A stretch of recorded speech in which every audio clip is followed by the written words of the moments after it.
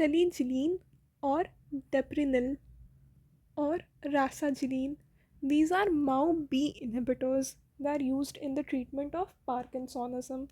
Selegiline or deprenyl and rasagiline, these are MAO-B inhibitors. They selectively and irreversibly inhibit the MAO-B enzyme in the brain. ये जो brain में MAO B enzymes होते हैं उनको selectively और irreversibly inhibit करते हैं. They are administered orally. Selegiline and rasagiline, route of administration oral. They do not inhibit the MAO in the periphery. Periphery में जो MAO होते हैं उनको inhibit नहीं करते. They retard the metabolism of dopamine in the brain.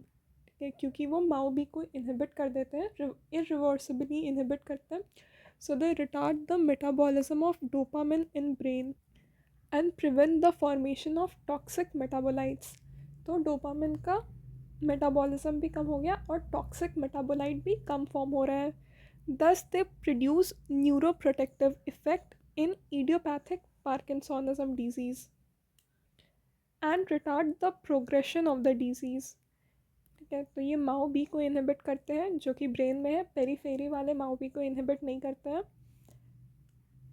Dopamine के degradation को, metabolism को रिटार्ड करेंगे.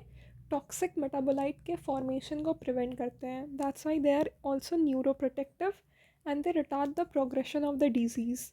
दे are use as adjunct with L-DOPA. Carbidopa is used as adjunct with L-DOPA.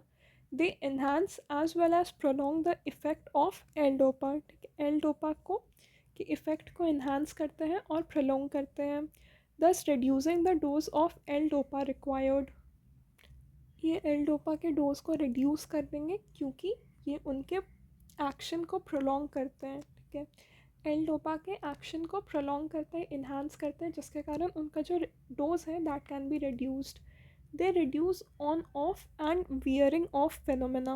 ठीक है, ये on off phenomena को भी reduce करते हैं, wearing off phenomena को भी reduce करते हैं. Rasagiline is more potent and longer acting than selegiline. Rasagiline is more potent and longer acting.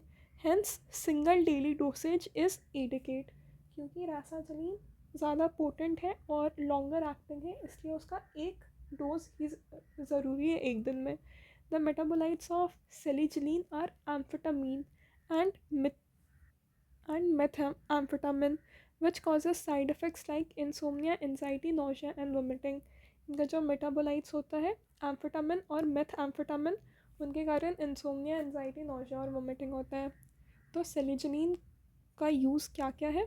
इसका मैकेनिज्म ऑफ एक्शन है कि ये सेलेक्टिवली और इरिवर्सिबली माओ बी एंजाइम को इनहिबिट करता है ब्रेन में. ठीक है, जिसके कारण डोपामिन का रिटार्डेशन, डोपामिन का मेटाबॉलिज्म रिटार्ड होगा, टॉक्सिक मेटाबोलाइट्स नहीं बनेंगे. It also has neuroprotective effect. It retard the progression of disease. ठीक है, ये ऑन ऑफ फेनोमेना और वियरिंग फेनोमेना को भी रिड्यूस करता है. And they enhance and prolong the effect of L-DOPA, reducing the dose of L-DOPA.